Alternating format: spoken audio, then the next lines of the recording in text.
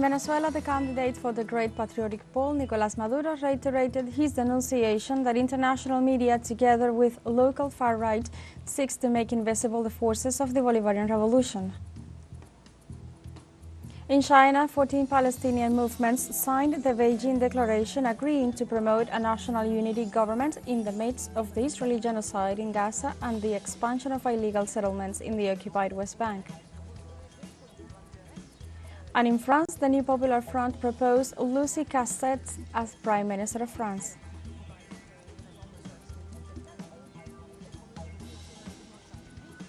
Hello and welcome to From the South. I'm Alejandra Garcia from teleSUR Studios in Havana, Cuba. We begin with the news.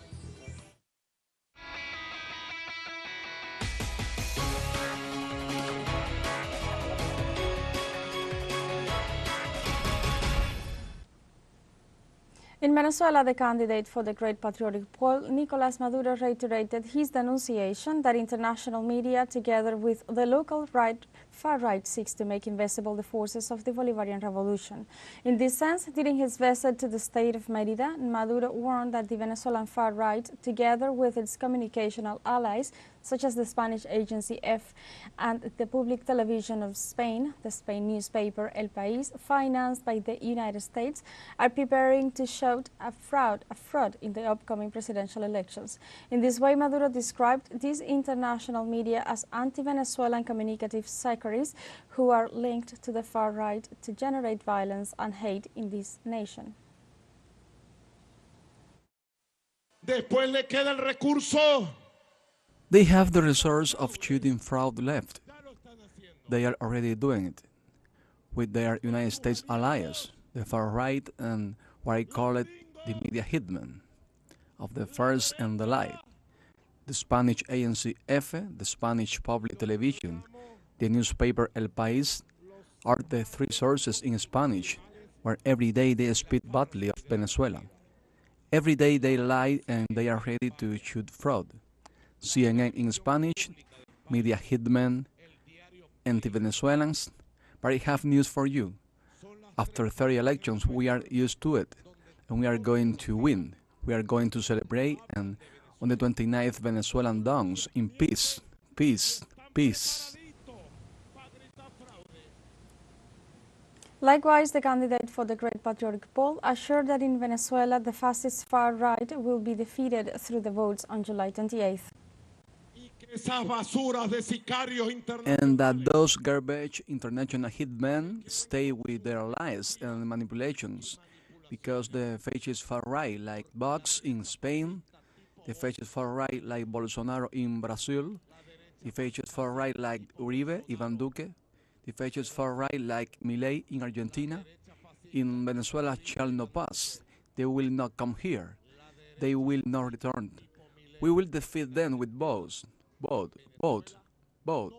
and popular triumph. We go now to Caracas as our special envoy, Juno Suner, brings us an update from the Bolivar Theater, where the second gathering for the World Social Alternative is taking place.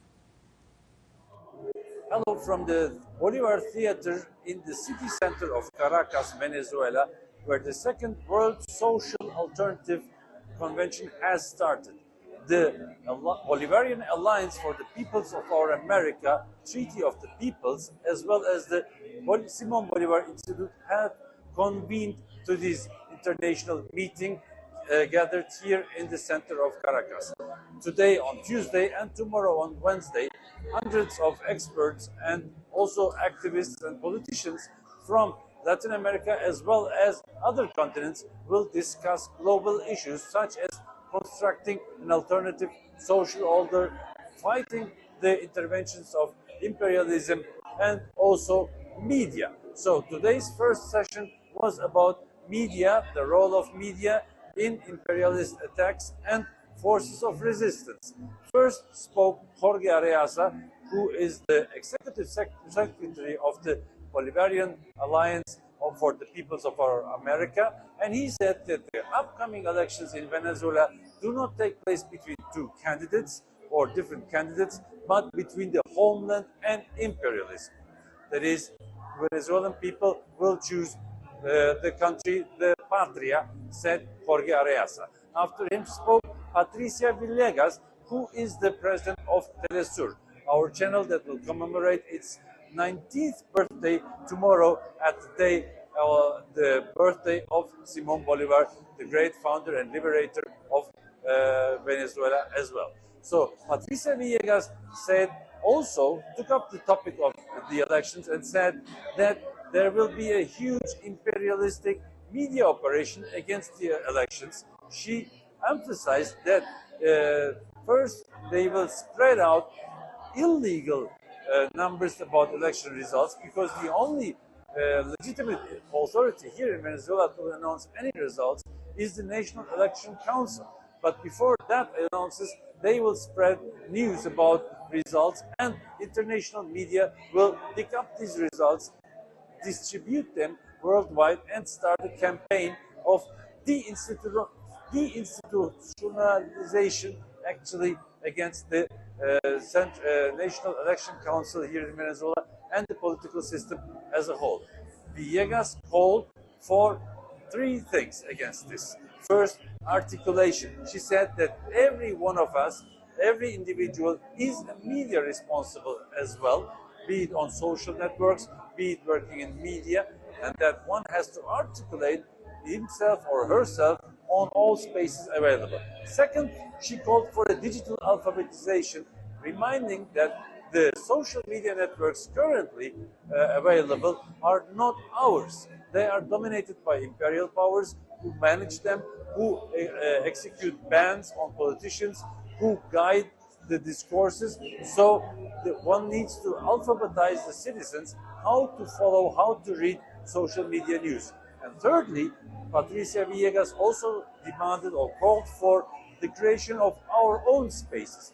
She reminded that China has WeChat, she reminded that Russia has created Telegram, and she said it's a duty of the Latin American countries to create its own independent space, virtual space, also on social media, which she considers a matter of sovereignty actually, and also of liberty from imperial interventions. The convention will take place today on Tuesday and will continue on Wednesday with more speakers touching on topics of imperialistic intervention, creating alternatives, social movements, and better networking among each other. Let's take a short break, but remember you can join us on TikTok at teleSUR English, where you will find news in different formats, news updates, and more. We'll be right back. Stay with us.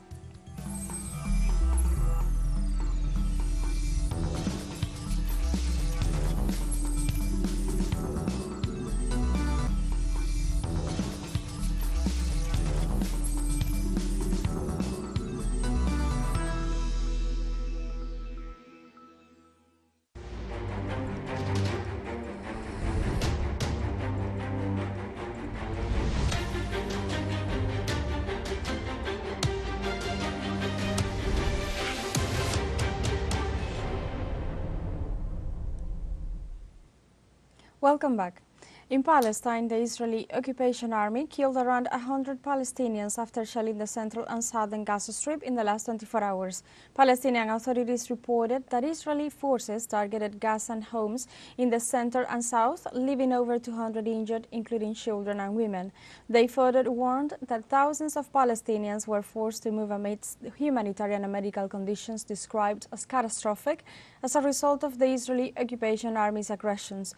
Palestinian rescue teams denounced the difficulties they face in reaching thousands of victims who are still messing under the rubble or scattered on the roads in the aftermath of the constant bombardments by the Tel Aviv regime. Meanwhile, on Tuesday, 14 Palestinian movements signed the Beijing Declaration agreeing to promote a national unity government in the midst of the Israeli genocide in Gaza and in the expansion of illegal settlements in the occupied West Bank.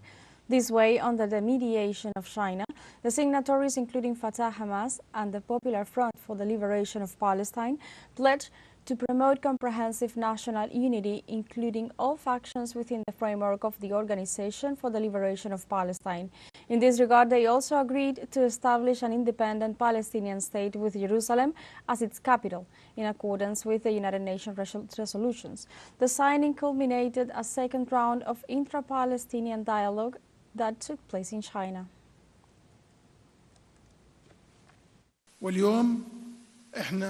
Today we sign an agreement for national unity, and we say that the path to completing this journey is national unity. We are committed to national unity and we call for it. For his part, Chinese Foreign Minister Wang Yi, who attended the signing ceremony, called the event an important historic milestone in the cause of Palestinian liberation. The most important consensus of this Beijing dialogue among Palestinian factions is to commit to the great reconciliation and great unity of all 14 factions. The core result is that it is clear that the Palestine Liberation Organization is the only legitimate representative of the Palestinian people. The most prominent highlight is the agreement to form an interim national reconciliation government around the governance of post-war Gaza. In this context, the head of the Chinese diplomacy called for a comprehensive ceasefire in the Gaza Strip. The first step is to push for a comprehensive, lasting and sustainable ceasefire in the Gaza Strip as soon as possible to ensure smooth access for humanitarian aid and relief. No excuse can justify harming civilians and prolong the war. The international community should further consolidate its efforts on the issue of ceasefire and cessation of hostilities. And in this context, on Monday, the Prime Minister of Israel, Benjamin Netanyahu, arrived in the United States amidst demands for his accountability in the genocide perpetrated in the Gaza Strip. Netanyahu landed in Washington, D.C., where the far-right leader will address a joint session of the U.S. Congress on Wednesday, despite boycott plans by dozens of Democrat legislators. The Prime Minister forwarded plans to meet with President Joe Biden, who kept strong economic and military support to the Tel Aviv regime during his administration.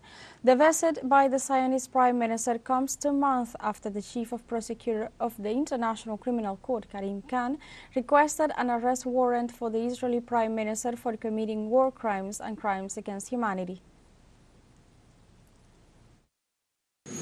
I will seek to anchor the bipartisan support that is so important for Israel. And I will tell my friends on both sides of the aisle that regardless who the American people choose as their next president, Israel remains America's indispensable and strong ally in the Middle East.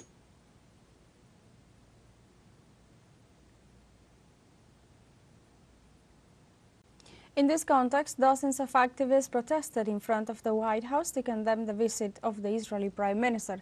With banners and speeches, the demonstrators questioned the authorities who were on the scene.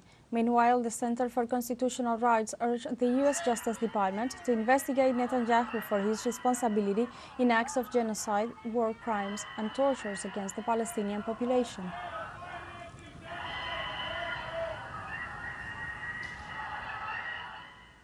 In Yemen, residents attended the funeral of 9 workers killed during Israeli attacks on the port of Hodeidah city. For the burial, the coffins were carried out in a caravan through the streets of Hodeidah, accompanied by a crowd of relatives, friends, and other residents of the town. The Zionist aggression targeted the city's port and Hodeidah's electrical and oil facilities, leaving at least 80 people injured in addition to those killed. The Yemen army promised a resounding response to the attacks and bombardments launched by the Israeli occupation forces, so it warned of striking Tel Aviv once again.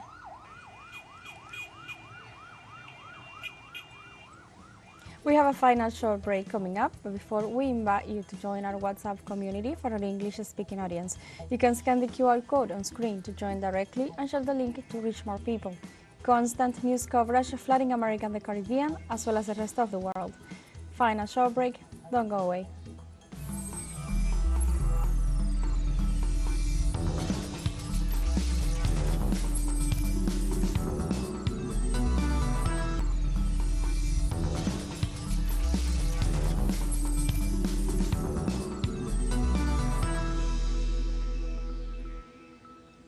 Welcome back to From the South. On Tuesday in France, the new Popular Front proposed Lucie Castets as Prime Minister of France. In this way, after 15 days of negotiations, left-wing parties through the new Popular Front reached an agreement to propose Lucie Castets as Prime Minister of France.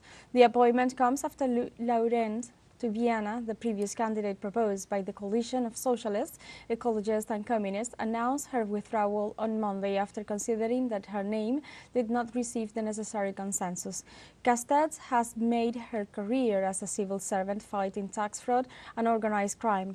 It must be noted that these proposals still need Emmanuel Macron to agree the appointment, in addition to requiring the support of the French Parliament. The European Parliament, with the most extreme right-wing in history, is being used by the ultras to spread their ideas. What could be the consequences of this situation? Let's see the details with our correspondent Andrés Flores. Following the European elections last June, far-right groups have become more prominent in the European Parliament. In the new composition of the European Parliament, the element that stands out after these European elections is the much stronger emergence of the extreme right, including three groups with Marine Le Pen, with Meloni, with Vox, and also with Alternative for Germany. With this anti-rights agenda against women, against LGBT people, and in the case of the European Union, also very strongly against migrants. For Castilla, the militarization of the continent is a key issue on the current European Parliament agenda. There have also been very strong agreements in the line of increasing the rearmament of all the European powers, and of increasing those military budgets, above all in the line of militarizing borders, an absolute support and shielding of European imperialism, and also the absolute consensus in the support to the genocidal state of Israel with the massacre it is carrying out against the Palestinian people. The European Union defines the Green Pact as a package of policy initiatives aimed at setting the bloc on the path towards a green transition, but historian Salvador Loa disagrees with that vision. Another of the axes is to maintain the Green Pact, which from my point of view is not only an impotent policy in the face of climate change, since it leaves the supposed solution in the hands of those who generated it. It also hides behind it a clearly imperialist policy of placing European companies at the head of this new nook of green capitalism. Although the far right fell farther short of the breakthrough many polls predicted, it has still managed to build a lobby to push for its policies. What they are achieving is that the political chessboard is turning more and more to the right. I believe that the extreme right must be very happy, not only because of the results they have obtained electorally, but because what they are really achieving is that their political agenda is being implemented by others. Margaret Thatcher said that her main victory had been Tony Blair, a social democrat who applied the policies of neoliberalism. Well, today the main victory of Meloni, of Le Pen, of Vox, is that we have supposedly progressive governments or governments of conservatives and others that are applying the migratory policies that the extreme right wing have in their programs or that have been their agitation campaign in the last years. This new European Parliament will be a challenge for the left, which will have to mobilize an alternative agenda in a hostile political context. Andrés Flores, teleSUR, Barcelona. On Tuesday in Kenya, the anti-government protest movement is holding demonstrations across the country after President William Ruto appointed members of the cabinet he had dismissed a week earlier. In this sense, demonstrators organized a nationwide rally, while in Kenya's capital they also mobilized to march to the airport, prompting a police warning. For their part, social activists reiterated that they want Ruto's government to step down and demanded reforms to end corruption and address poor governance and service delivery in national and regional governments. Meanwhile, protesters continue to defend their constitutional right despite government repression.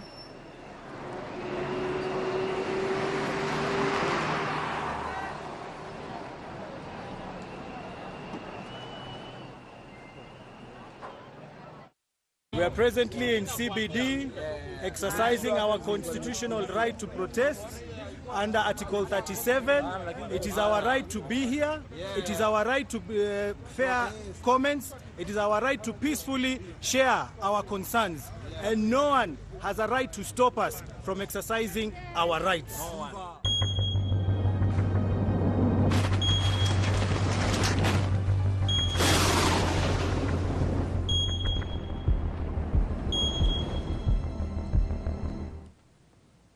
On Tuesday in Italy, the airport of Catania in the region of Sicily suspended its operations due to the eruption of Etna, the largest active volcano in Europe.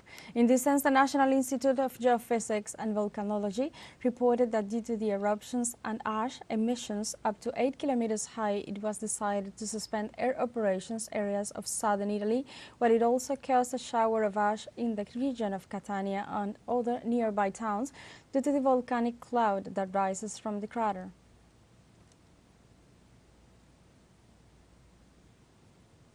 Authorities in Ethiopia on Monday reported new death linked to the landslides caused by heavy rains. In this regard, a local official of Kensho Shakacha Godsi district in the Gofa region, to the south of the country, stressed that while search operations continue in the area, they have reported 55 new bodies, thus raising the number of dead to 146, with the most of the victims being children and pregnant women. Landslides are common in Ethiopia during the rainy season, which began in July and is expected to last until mid-September.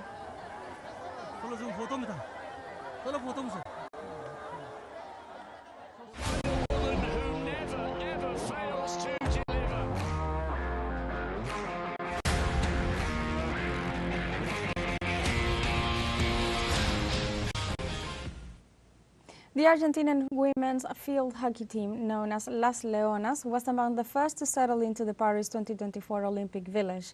The team dreams of winning their first ever gold medal after losing in the final of the Tokyo 2020 Games.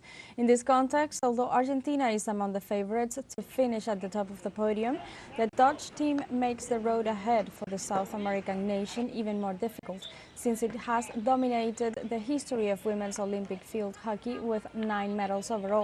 In turn, Las Leonas have 3 second places and 2 third places under their belt as they head to the Paris tournament, where 12 teams will compete for the gold medal.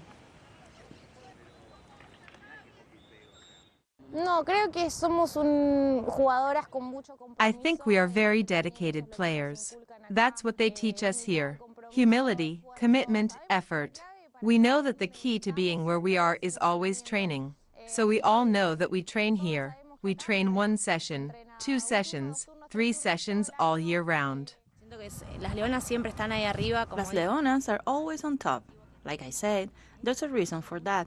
We put in a lot of effort, a lot of training. Nothing comes for free. Nobody gives us anything. It's pure hard work. It's really about putting the shirt above everything else. It's a lot of love for the shirt. So to fulfill my wish, I would like the girls to give me the best Olympics of my life, which of course will be the gold medal.